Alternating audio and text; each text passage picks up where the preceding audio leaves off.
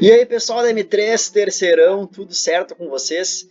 Então, nossa aula de hoje é sobre densidade superficial das cargas, o poder das pontas, campo elétrico por um condutor eletrizado e o principal mesmo é a gaiola de Faraday e a sua blindagem eletrostática. Antes de nós conversarmos sobre isso, nós vamos ver um pouquinho aqui no livro sobre a densidade superficial das cargas. Então, sempre que nós temos a eletrização de um corpo, certo? E esse corpo considerado condutor, onde os elétrons percorrem livremente, né, por toda a sua superfície, tem a movimentação, né, desses elétrons até que esse corpo fique num equilíbrio eletrostático. Então, assim, em todas as partes, nesse caso aqui, nós estamos com elétrons sobrando, a mesma quantidade em todo ele.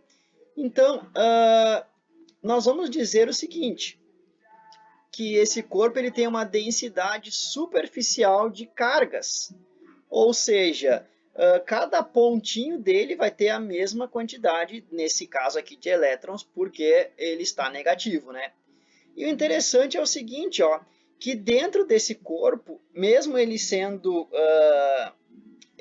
oco ou sendo maciço, nós não vamos ter carga, elas estarão todas na sua superfície. Isso que é muito importante, tá? Então, dentro do corpo, ele vai ser sempre neutro. E em seu entorno aqui que estará positivo ou negativo e distribuído de forma uniforme. Então, essa nossa fórmula aqui da densidade média de cargas, claro que talvez algum ponto tenha um pouco mais, um pouco menos, mas no geral nós pegamos a quantidade de carga que nós temos total do corpo e divide pela sua área da superfície, certo? Então, até mostrou aqui para nós que no exemplo da densidade superficial média é negativa, porque esse corpo tem elétrons a mais, tá? E chamou aqui, ó, no SI, no Sistema Internacional, é Coulomb por metro quadrado, certo? Então, metro quadrado seria a nossa unidade de medição diária. Um fato interessantíssimo e muito importante, isso principalmente no nosso cotidiano, é o poder das pontas. É o seguinte, ó, nós observando aqui em cima, galera, te liga aqui, ó, olha só, olha aqui, tá vendo que ele é quase totalmente irregular, então as cargas se distribuem de forma uniforme. O interessante do poder das pontas é que quanto mais pontiagudo, maior vai ser a quantidade de elétrons. Que doideira, eles vão tudo para a ponta, é uma loucura isso. Ao invés de se distribuírem na parte maior, não, eles vão todos para a ponta. Então, assim, ó, experimentalmente constatou-se que o módulo da densidade superficial de cargas de um condutor ele é maior nas regiões e que tem menor raio de curvatura, ou seja, nas pontas. Olha que interessante, né? Isso é chamado poder das pontas. Então, justamente no para-raios, né, ele se utiliza o para-raio como uma ponta, né? Ele não vai ser um escudo assim gigantesco, ou uma esfera para atrair os elétrons, ou repelir, ou doar elétrons, né? Então, ele vai ter a forma pontiaguda, porque é a forma mais fácil. Então, aqui nós temos no livro uma imagem, ó, que se nota que aqui na ponta saem muitas linhas, né? Então diz aqui, ó, devido à maior concentração de cargas, o campo elétrico é mais intenso nas vizinhanças das regiões pontiagudas do que nas vizinhas. Esse campo mais intenso pode ionizar o meio, o ar, por exemplo, no qual o condutor se encontra. Então, como fazem os para-raios? Então, assim, a concentração é tão grande e o campo elétrico fica tão intenso que ele pode chegar a fazer com que o ar fique condutor, ionizando. Então a gente observa aqui que tem muitas coisinhas saindo daqui e aqui tem uma quantidade menor. Que interessante, né? Que da hora. Então, olha só. Devemos ter cuidado com as pontas. Num condutor eletrizado, a maior concentração de cargas elétricas é encontrada na região de maior curvatura, nas pontas. Sendo assim, quando eletrizamos um condutor que exibe regiões pontiagudas, o campo elétrico é maior nessas pontas. A intensidade desse campo, se a intensidade do campo ultrapassar o ponto de ruptura do dielétrico do meio, as cargas serão lançadas como se fosse um raio, né? Na verdade, tem um raio aqui, ó, os elétrons estão pulando de uma carga para outra. E observa que é bem da pontinha, ó, elas não saem daqui do meio e vão lá para o outro. Não, é da região pontiaguda para a região pontiaguda, assim como eu falei para vocês lá no para-raio principalmente. Então é muito mais fácil tu levar um choque na ponta de um fio, né, aproximando, claro, você tem que encostar, aí sim, mas se aproximando da ponta de um fio, do que nas suas extremidades. Então, o campo elétrico criado por um condutor eletrizado. Então, assim, para um condutor em equilíbrio eletrostático, são validadas as seguintes informações. O vetor campo elétrico é nulo nos pontos internos do condutor. Então, aquilo que eu conversei com vocês, olha só. Aqui dentro, vamos pegar o negativo aqui. Aqui dentro é zero, não tem nada. Agora, aqui na extremidade tem elétrons sobrando. Olha só que interessante. Aqui dentro a mesma coisa, não existe o nosso campo elétrico, existe só nas suas extremidades, na sua superfície. E aqui mostra para nós, ó, como se fosse um anel aqui, né? Então ali dentro não tem campo e aqui do lado de fora, né? Sim. Então isso também é muito importante.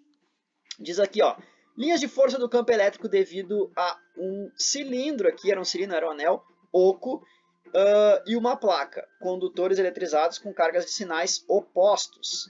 Então dá para ver, né? Por que dá para saber que é carga de sinal oposto? Porque está saindo daqui e chegando nesse outro ponto. Se fosse de cargas iguais, eles iriam se repelir, nós teríamos aquela linha ali entre eles. Então aqui nós temos uma formulazinha para calcular, depois a gente vai analisar isso com calma, tem a ver com a distância ao quadrado, né? Então quanto maior a distância, menor vai ser a intensidade do campo. E a gente observa aqui, ó, que ela faz uma curvatura, porque isso é uma exponencial, né?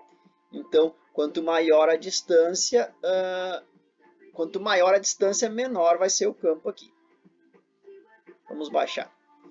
Campo elétrico uniforme. Isso é bem interessante, porque até agora nós tínhamos prestado atenção só em campos que não são uniformes aqui, né? Porque tu pega uma região, aqui vai ter uma quantidade maior, né, do que no outro lugar, enfim. Como é que a gente teria um campo uniforme? Boa pergunta, né? Não é tão difícil assim, porque te liga só, ó. Deixa eu baixar aqui. Quando nós temos duas placas de sinais diferentes, né? O que vai acontecer? Essas linhas serão retas e durante todo esse percurso aqui, nós teremos a mesma intensidade do campo. Claro que no meio, né? Se aproximar de um lado ou do outro, vai ser diferente. Deixa eu ver se tem uma fotinha aqui para baixo. Sim! Aqui mostra para nós, ó, A e B. As placas ainda não foram eletrizadas, então está toda ali a limalha, né, de ferro, provavelmente deve ser. B, as placas estão eletrizadas com cargas de mesmo módulo, ou seja, tem a mesma intensidade em cada uma, só que são de sinais opostos. Nós podemos notar que as linhas de força de um campo elétrico praticamente uniforme aqui na região, ó, a quantidade de linhas é sempre a mesma. Olha que da hora. Aí tem aqui a explicação da impressão jato de tinta. E aqui tem a parte do seu funcionamento. Eu vou deixar para vocês fazerem essa leitura aqui e a gente conversa um pouquinho na próxima aula. Então, sobre fenômenos eletrostáticos na atmosfera, vai ficar para a próxima. Gaiola de Faraday. A gaiola de Faraday aparece para nós no livro 2019, não está aparecendo aqui no livro 2020. Deixa eu ver se tem um pouquinho mais para baixo aqui sobre a gaiola de Faraday. Poder das pontas, efeito corona, resumo, vai chegar na gaiola de Faraday. Não, é mais para frente um pouquinho. Mas enfim, nós vamos falar sobre a gaiola de Faraday e eu separei aqui 3 vídeos muito interessantes. É o seguinte, lembra que eu falei para vocês, cadê o G.I. Joe aqui, ó, sobe, sobe, sobe, sobe. Aqui dentro, nós temos a intensidade zero, né? Ou seja, não existe o campo elétrico. Então, Faraday pensou, né, e disse o seguinte, cara, se tu pegar um negócio que ele é condutor e tu ficar dentro dele, tu não vai sofrer interferência. Então existe para nós aqui, você assistir esse vídeo do Auto Esporte sobre a gaiola de Faraday, do raio, né, que o carro vai funcionar como um para-raio ali, enfim, vocês vão assistir e vão entender o que vai acontecer com quem está dentro do carro quando o raio atinge ele. Vou assistir um videozinho aqui sobre a bobina de Tesla e uma pessoa dentro da gaiola de Faraday. E aqui nós temos um vídeo bem interessante, que é olha que da hora, ó. Se aparece ele aqui, aqui vai aparecer ele tocando. Então o que acontece, ó? Ele está vestindo uma roupa que ela é toda metálica, então por mais que os raios atinjam, e observa que vai atingir sempre as pontas aqui, ó. Por mais que os raios atinjam, né, cheguem nele aqui, ele não vai sofrer nada porque ele está blindado eletricamente. Então assim, onde mais a gente pode pensar na gaiola de Faraday? A gaiola de Faraday vai funcionar como, por exemplo, lá na escola pega muito mal o sinal, né? Por que pega mal? Porque é como se fosse uma blindagem, como é uma estrutura que ela é tem muito ferro, né, na viga, tem ferro na laje, né? Então acaba fazendo uma gaiola de Faraday, ou seja, lá dentro não vai funcionar. O que vocês podem fazer como teste é o seguinte, bem simples. Pega um papel alumínio e enrola o celular no papel alumínio. Se tu ligar para o teu celular, ele não vai receber sinal, porque lá dentro não vai chegar, né, essa informação. Ele vai estar blindado. Então, é um jeito aí que se tem para comprovar a gaiola de Faraday, além de assistir esses vídeos ali. Certo, pessoal? Então, seria essas nossas informações. Assistam esses 3 vídeos sobre a gaiola de Faraday e eu vou deixar também ali no livro uma observação de leitura no 2019, tá? Eu vou tirar uma foto até, eu vou enviar para a galera e vou colocar ali na descrição, vocês já vão ter visto, tá? Na descrição do vídeo não, né? Na descrição da aula. Certo, pessoal? Valeu, então. É isso aí. Até mais. Qualquer dúvida, mande um e-mail, por favor. E é bem estranho ficar falando sozinho aqui, sem ter alguém, né, para fazer uma pergunta e tal. Mas se acha que eu falei uma besteira aí ou não entendeu o que eu falei, por favor, envie e-mail e pergunta que nós gravamos novamente esse vídeo. Se vocês, eu acho que não aparece para vocês aí, mas eu estou gravando esse vídeo no dia 23/4. Vocês vão assistir esse vídeo no dia 28. Existe um pequeno delay, então, entre gravação de aula, né, do vídeo e vocês assistirem. O que a gente pode combinar, talvez, anotar algumas dúvidas e mais para frente fazer uma aula ao vivo aí pelo Google Meet, né, sem problema algum. Certo? Um beijo, então. Valeu!